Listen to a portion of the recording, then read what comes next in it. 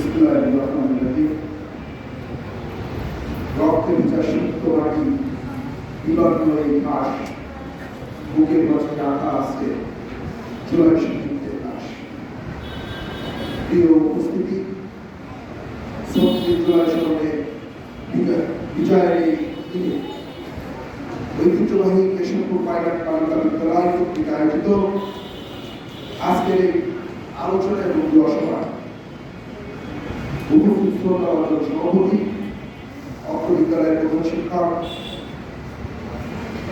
আব্দুল মান্নান, উপস্থিত বৈষম্যবিরোধী ছাত্র আন্দোলনের কেশবপুর উপজেলার অন্যতম নিয়ামক, বর্তমান এনসিপি কেশবপুর উপজেলা শাখার সভাপতি, আজকের অনুষ্ঠানের অন্যতম বন্ধনী সভার সহ আমার সামনে উপবিষ্ট শিক্ষার্থীরা, শিক্ষক, শ্রোতাবন্ধ শিক্ষক মহোদয়, সবাইকে পৃথিবী থেকে সত্যগুণা প্রিয় নবী হযরত মুহাম্মদ সাল্লাল্লাহু আলাইহি ওয়াসাল্লামের শরীরের কলম থেকে তৈরি গোলাপের শুভেচ্ছা। প্রিয় উপস্থিতি, আমি ইসলামের কোরআন শরীফের একটি উদ্ধৃতি দিয়ে বলতে চাই, কোরআন শরীফে আসলে যে সমস্ত উদাহরণগুলো আসছে সেটা দুইটা পার্টে বিভক্ত ছিল। একটা হলো আদেশ আর একটা হলো নিষেধ। বর্তমান প্রেক্ষাপটে সারা পৃথিবীতে সহ বাংলাদেশে নেয় আমাদের একটা প্রবণতা সৃষ্টি হয়েছে যে আমরা আদেশগুলো সব মানি কিন্তু নিষেধগুলো মানি না। নামাজ অনেকে পছন্দ করে কিন্তু সুদ খাইতে নিষেধ করলে বহু লোক এটা বন্ধ করে না। এই যে আদেশের প্রবণতা বেড়েছে কিন্তু নিষেধটা শুনি না।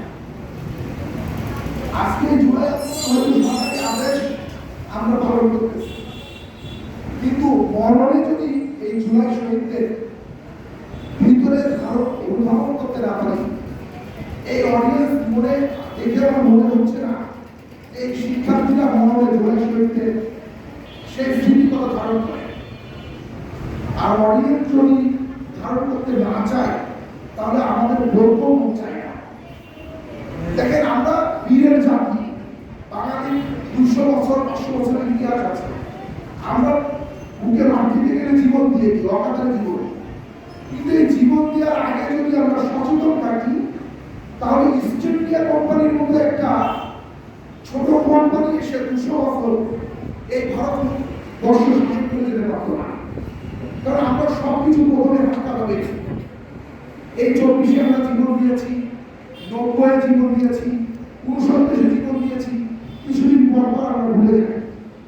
এই যে মেধাবী শিক্ষার্থী চলে যাচ্ছে, আমরা তাদের শহীদের মর্যাদা দিচ্ছি, আমরা তাদেরকে স্মরণ করছি, কিন্তু আমাদের যে রাষ্ট্রে এবং দেশের যে ক্ষতি হয়ে যাচ্ছে, এই যে সরকারি হিসাব মতে ৮৪৪ জন মেধাবী শিক্ষার্থী জীবন দিয়েছে, এই ৮৪৪ জন মেধাবী শিক্ষার্থী যদি আজকে এই দেশ পরিচালনার কাজে অন্তর্ভুক্ত হতে পারত, তাহলে আমাদের দেশটা কোন জায়গায় গিয়ে দাঁড়াবে। কেন বারবার আমাদের এই জীবন দিতে হচ্ছে? আপনাদেরকে ইতিহাস থেকে শিক্ষা নেওয়ার অনুরোধ করছি। ইতিহাস থেকে শিক্ষা নমরুদও নেয়নি, ফেরাউনও নেয়নি, শেখ হাসিনাও নেয়নি। কেউ ইতিহাস থেকে শিক্ষা নেয় না। আসলে কেন নেয় না সেটাও আপনাদের বুঝতে হবে, অনুধাবন করতে হবে। ৪৭-এ ভারতবর্ষ স্বাধীন হওয়ার পরে ১৪ই আগস্ট পাকিস্তান স্বাধীন হয়, ১৫ই আগস্ট ভারত স্বাধীন হয়। ওই দিন আমাদেরও স্বাধীন হওয়ার কথা ছিল। আসলে দ্বিজাতি তত্ত্বের ভিত্তিতে ভারতবর্ষ বিভক্ত হওয়ার কারণে বাঙালি, বাংলাদেশি এবং বঙ্গবন্ধের যে সংস্কৃতি, সেখান থেকে যে মৌলবাদ বিরোধী, সাম্প্রদায়িক বিরোধী, রাষ্ট্র ধর্মের চেতনা ওই সমাজের তদনীতার নেতৃত্ব দেখেছিলেন, সেটা বাস্তবায়ন নেই। এই বাস্তবায়ন যদি আমরা সচেতনভাবে ওই সময় আমাদের ওই সমস্ত নেতারা করতে পারতেন, তাহলে একাত্তরে আমাদের এত জীবন দিতে হতো না। পাকিস্তান ভারত একটা ঘোষণার ভিত্তিতে স্বাধীন হয়েছে, একজন ব্যক্তি জীবন ছাড়া। কিন্তু আমাদের যুদ্ধ, অসংখ্য মানুষের সম্পদ হানি এবং অসংখ্য মুক্তিযুদ্ধের জীবনের বিনিময়ে আমাদেরকে স্বাধীন হতে হয়েছে মাত্র 17-18 বছর পরে। কিন্তু ওই সময় যদি আমরা একটু সচেতন হতাম, এই জীবনটা দিতে হতো না। 71-এ জীবন দিলাম কি কারণ, কি লাভ হলো? তাহলে কেন আবার 90 আসলো, কেন আবার 24 আসলো, আবারও যে 28 আসবে না, 50 আসবে না, এর নিশ্চয়তা কোথায়? আমরা এইভাবে আর জীবন দিতে চাই না। আমরা এর নিশ্চয়তা চাই। এই নিশ্চয়তার জন্য আমাদের প্রত্যেকটা নাগরিককে, প্রত্যেকটা শিক্ষার্থীকে সচেতন হতে হবে। সচেতন হতে হলে আপনাদের ইতিহাস থেকে শিক্ষা নিতে হবে। পাঠ্য বইয়ের বাইরে আপনাদের ঐতিহাসিক দলিলগুলো পড়ার বিনীত অনুরোধ করছি। আমরা স্বাধীন হয়েছিলাম, স্বাধীনতার যে কটা কারণ ছিল তার ভিতরে ৭০ সালের নির্বাচন ছিল অন্যতম। ৭০ সালের নির্বাচনে পূর্ব পাকিস্তান নিরঙ্কুশ বিজয় লাভ করার পরও আমাদেরকে ক্ষমতা দেওয়া হয় না। যে কারণে এই সমস্ত এইরকম বৈষম্য কিন্তু অনেক কারণে আমরা আমাদের এই গণতন্ত্রের স্বাধীনতাটা সেই একই ঘটনা বাংলাদেশের পুনরাবৃত্তি হয়েছে। 17 বছর আমরা নির্বাচন পাইনি, রাতের ভোট দিনে হয়েছে, মাঝে মাঝে শিক্ষার্থীদের ব্যাংক করে ফেসবুকে দিতে দেখেছি আমরা পরীক্ষা ও দিনের পরীক্ষা রাতে দিতে চাই। সেই একই কারণে আমাদের 90-তে জীবন দিতে হয়েছে। স্বৈরাচার 90 বছর আমাদের বুকে চেপে বসেছিল। আসলে আমরা কি জন্য এই ধরনের স্বৈরাচার বারবার চেপে বসি? এটা আন্তর্জাতিক ভূরাজনীতির শিকার। বাংলাদেশের মতো ভূখণ্ড পৃথিবীর বহু রাষ্ট্রের ফেরানো আছে। ওই রাষ্ট্রের রাষ্ট্রপ্রধানরাও জানে না যে এত ভূখণ্ড ফেরানো আছে, কিন্তু আমাদের ভূখণ্ডের মূল্য অনেক বেশি। ভৌগোলিক কারণে আমরা পরাশক্তির কবলে রয়েছি। আজকে বাংলাদেশে 90 স্বৈরাচার সরকার পতনের পরে মীমাংসিত একটা সিদ্ধান্ত নেওয়া হয়েছিল তত্ত্বাবধায়ক সরকার। বিচারপতি শাহাবুদ্দিন আহমেদের মাধ্যমে একটা কেয়ারটেকার গভর্নমেন্টের রূপরেখা সামনে আনা হয়েছিল, যেটা পৃথিবীতে ঘোরা এবং পৃথিবীর কোনো রাষ্ট্র পরে কেয়ারটেকার গভর্নমেন্ট সিস্টেম ফলো করেছে। যে একজন নির্বাচিত সরকার 5 বছর পূর্ণ হওয়ার পরে একটা নির্দলীয় নিরপেক্ষ সরকারের কাছে 3 মাস ক্ষমতা হস্তান্তর করবে, তারা একটা নিরপেক্ষ নির্বাচনের মধ্য দিয়ে আবার নতুন দল, রাজনৈতিক দল ক্ষমতা আসবে। এই সিস্টেমকে ভেঙে দেওয়ার জন্য শেখ হাসিনার রাষ্ট্রীয় সরকার ক্ষমতা আসার পরে একটা কমিটি গঠন করে। সেই কমিটির সিদ্ধান্ত ছিল যে 90 দিনের বিষয়টা মাথায় নিয়ে 11-তে একটা সরকার এসেছিল 2 বছর চেপে ধরতে। এদের মেয়াদ নির্দিষ্ট করা দেওয়া যায় কিনা, তত্ত্বাবধায়ক সরকার বাতিল শেখ হাসিনাও চায়। কিন্তু এই মিটিং চলাকালে 1 মাস 2 মাস ধরে এই কেয়ারটেকার গভর্নমেন্ট সংস্কারের মিটিং চলে। দাদাবাবু ওই পর থেকে দাদাবাবুকে নির্দেশ আসে, দাদাবাবুরা নির্দেশ দেয় কেয়ারটেকার গভর্নমেন্ট রাখা যাবে না। শেখ হাসিনা সরকার সেই কেয়ারটেকার গভর্নমেন্ট সম্পূর্ণ বিলুপ্ত করে বাংলাদেশের নির্বাচনী ব্যবস্থাকে বিশ্বের রোল মডেল কেয়ারটেকার গভর্নমেন্ট ব্যবস্থাকে প্রতিষ্ঠিত করে দেয়। যে কারণে এই জুলাইয়ের সৃষ্টি হয়েছে। দেখেন, কিছুদিন আগে ভারতেও এই ছাত্ররা আন্দোলন করেছে, কিন্তু সেই আন্দোলন সরকার পতনের দিকে ধাবিত হয়ে একটি কারণ, সেটা হলো কিছু নিশ্চয়তা আছে যে 5 বছর পর পর ভোটের মাধ্যমে সরকার পরিবর্তন করা সম্ভব। আমাদের সেই নিশ্চয়তাটুকু ভূমিকৃত হয়েছিল। জুলাই আন্দোলনে আমি ঢাকাতে ছিলাম, আমি 29শে জুলাই ঢাকাতে ছিলাম। এসবের পৌর সভাকারীকে আমাকে ফোন দিয়েছিলেন যে টাওয়ারের মাধ্যমে নিশ্চিত করা হয়েছে তুমি ঢাকাতে আসো। এসবের বহু সাবেক এমপি, সরকারি দলের বড় বড় নেতারা আমাদেরকে ফোন করে হুমকি দিয়েছিল, তোমরা বাড়ি আসো, তোমাদের ব্যবস্থা গ্রহণ করা হবে। তোমরা যে ঢাকাতে আন্দোলনে গেছিল আমরা সেটা জানতে পেরেছি।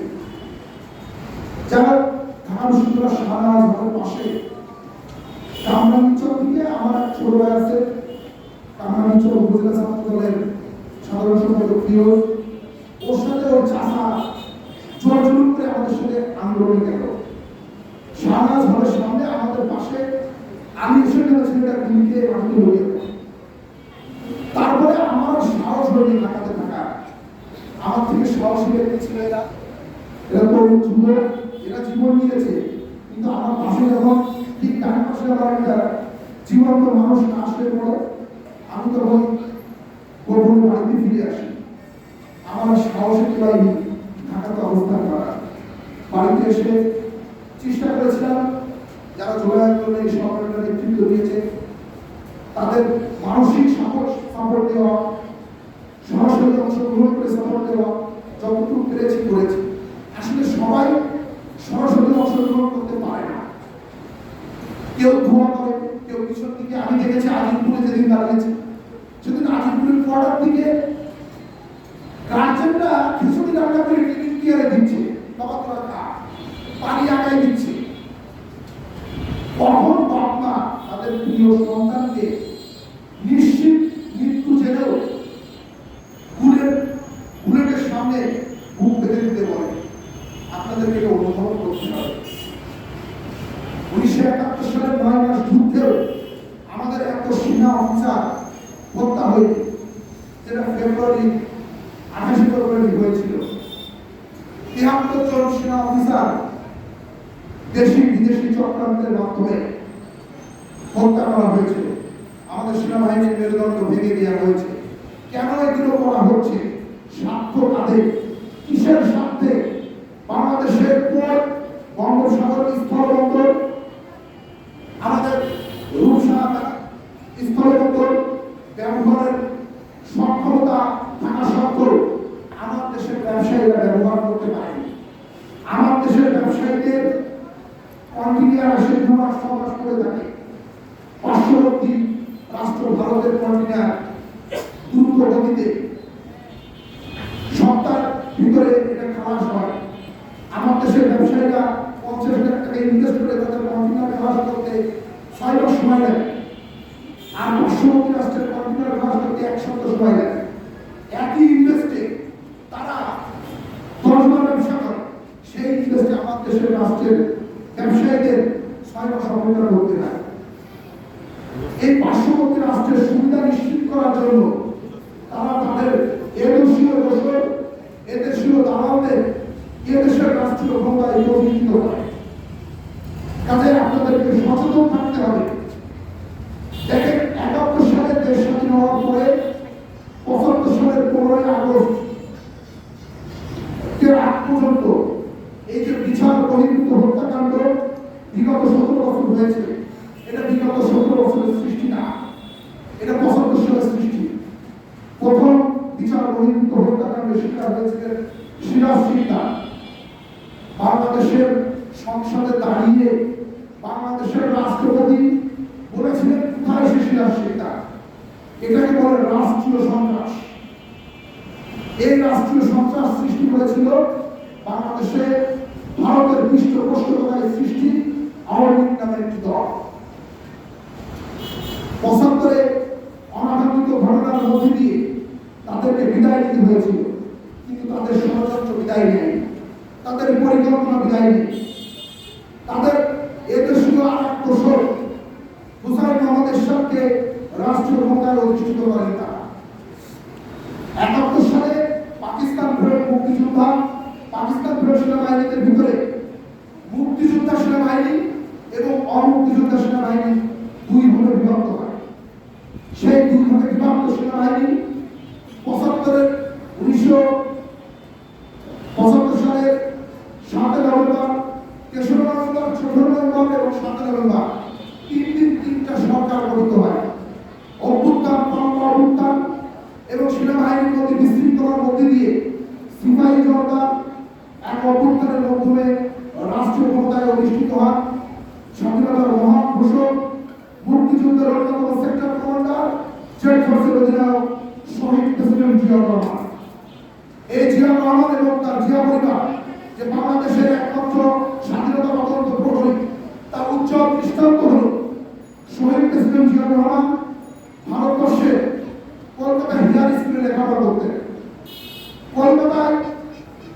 বিগত 2 মাস আগে এই হেয়ার স্কুলের একটা পুনর্মিলন হয়ে গেছে। সমস্ত কলকাতা জুড়ে বিখ্যাত সেই শিক্ষার্থীদের পোস্টার ব্যানারে ছেয়ে গেছে। বিচারপতি বিজ্ঞানী প্রফুল্ল আচার্য, আমাদের শহীদ প্রেসিডেন্ট জিয়াউর রহমান সহ নাম করা বহু শিক্ষার্থী এই কলকাতার হেয়ার স্কুলকে লেখাপড়া করেছে। এই জিয়াউর রহমানের সাথে ভারতের মূল দ্বন্দ্ব 1965 সালের ভারত পাকিস্তান যুদ্ধের মধ্যে। সেই ভারত পাকিস্তান যুদ্ধে তখন জিয়াউর রহমান পাকিস্তানের সেনাবাহিনীর চাকরিরত অবস্থায় সেই যুদ্ধে পরাজিত করেন ভারতকে। ভারত সেই সময় থেকে জিয়াউর রহমানকে টার্গেট করে এবং সেই টার্গেটের শিকার তিনি সেটি দেশি বিরোধী বিদেশি ষড়যন্ত্রের মাধ্যমে তাকে নিহত করা হয়। তারপরেও সে নিহত হওয়ার পরে তার রাজনৈতিক সংগঠন বাংলাদেশ জাতীয়তাবাদী দল দীর্ঘ 3 স্বৈরাচার বিরোধী আন্দোলনে আপসী নেতৃত্ব দিয়েছেন তারই সহধর্মী দেশনেত্রী বেগম খালেদা জিয়া। তাকে বহু অফার দেওয়া হয়েছে দেশ থেকে, তাকে জেলখানার প্রাকৃতিক দৃষ্টে একদম একা রেখে শ্রমবাজীদের মাধ্যমে হত্যার নীল নকশা বাস্তবায়ন করেছেন তদানীন্তন সরকার। তারপরে তিনি দেশ ছাড়েন, দেশ এবং দেশের বাইরে থেকে পদ্মা, মেঘনা, যমুনা তীর ঘেঁষে টেন্স তারবের তীর থেকে বাংলাদেশের বর্তমান রাষ্ট্রপ্রধান, বাংলাদেশের অনিঃসন্দেহিত জনপ্রিয় জননেতা তারেক রহমান দিক নির্দেশনার মাধ্যমে দীর্ঘ 17 বছর জীবন দিয়েছি আমাদের অসংখ্য সহযোগিতা, জীবন দিয়েছে আমার বন্ধু জনি। সে তার ছোট ভাইকে জেলখানায় দেখতে গিয়েছিল, সেখান থেকে ফেরার পথে তাকে উঠিয়ে নিয়ে 22টি গুলি করে ঝাঁঝরা করে দেওয়া হয়েছিল। আমাদের চোখের সামনে আমরা জনি সহ অসংখ্য মানুষকে এভাবে আমাদের জীবন দিতে দেখেছি। অসংখ্য মুগ্ধ, অসংখ্য বুক থেকে আবু সাইদরা জীবন দিয়েছেন। আমরা আর এভাবে জীবন দিতে চাই না। ভবিষ্যতে যাতে আমাদের জীবন দিতে না হয় সেই সচেতন হন। 17 বছর যাবৎকাল তখন যেভাবে এই রাষ্ট্রের প্রশাসনের প্রতিটি প্রান্তে, এই রাষ্ট্রের পুলিশ প্রশাসনের ভিতরে, এই রাষ্ট্রের সচিবালয়ের ভিতরে বিভিন্ন সেক্টরে যেভাবে বসে আছে, বর্তমান সরকার খুব দ্রুত সেটা সম্ভব না, এটা উচ্ছেদ করা সময় দিতে হবে। আপনারা জানেন 2.5 থেকে 3 টার ভিতরে শেখ হাসিনা পালিয়ে যায়, কিন্তু আমাদের কেশবপুরের প্রিয় ছোট ভাই শহীদ করিম শহীদ হয় বিকেল 5টায়। পুলিশ এত বেশি উত্তাপা ছিল, বাংলাদেশের রাষ্ট্রীয় ব্যবস্থা এত পুলিশ রাষ্ট্রে পরিণত হয়েছিল যে শেখ হাসিনা পলায় যাওয়ার পরও পুলিশ নির্বিচারে গুলি করেছে। শেখ হাসিনা পলানোর পরও অসংখ্য হত্যা করা হয়েছে, অসংখ্য লাশ বেওয়ারিশ হিসেবে দাফন করা হয়েছে। এখনো অসংখ্য মানুষ তাদের সেই লাশের ঠিকানা পায়নি। শাপলা চত্বরের মতো নির্মম ঘটনার মধ্য দিয়ে অসংখ্য মাদ্রাসার শিক্ষার্থীদের রাতের অন্ধকারে ঠিক 71 সালে অপারেশন সার্চলাইট নাম দিয়ে পাকিস্তান সেনাবাহিনী যেভাবে বর্বরচিত হামলা চালিয়েছিল, ঠিক শাপলা চত্বরেও সমস্ত বিদ্যুৎ, সমস্ত টেলিভিশন, সমস্ত প্রচার মাধ্যম মিডিয়া অফ করে দিয়ে এই শিক্ষার্থীদের উপরে নির্বিচারে গুলিবর্ষণ করেছিল এই দেশের সরকার। তারা কোনোদিনই এই দেশের সরকার হতে পারে না। তারা অবশ্যই আন্তর্জাতিক চক্রান্তের একটা উপলক্ষ মাত্র। দেশি বিরোধী ষড়যন্ত্রের মাধ্যমে আমাদের এই রাষ্ট্রকে দখল করার পায়তারা চলছে। আপনারা সচেতন থাকবেন। আমাদের বন্দর দখল করার পায়তারা চলছে। আমরা আসলে সবসময় উপলক্ষে থাকি স্বৈরাচার সরকারকে হটানোর জন্য, দেশ বিরোধী জনবিরোধী সরকারকে হটানোর জন্য। ঠিক সেই সময় আন্তর্জাতিক চক্রান্ত ওর পেতে থাকে তাদের আরেকজন দোষরকে এনে বসিয়ে দেওয়া। 75 সালে একজন দেশ বিরোধী সরকারকে হটানো হয়েছে। 90 সালে বহির্বিশ্বে আরেকটা তাদের অনুভব বসাই দিয়েছে। তারা 9 বছর শাসন করেছে। এরকম মুগ্ধ বহিদের মতো অসংখ্য নূর হোসেন, দীপালি, সহ অসংখ্য শহীদ, ডাক্তার মিলন সহ অসংখ্য শহীদ হয়েছে। আবারও তারা 17 বছর তাদের আরেকজন প্রেতাত্মাকে বসিয়ে দিয়েছে।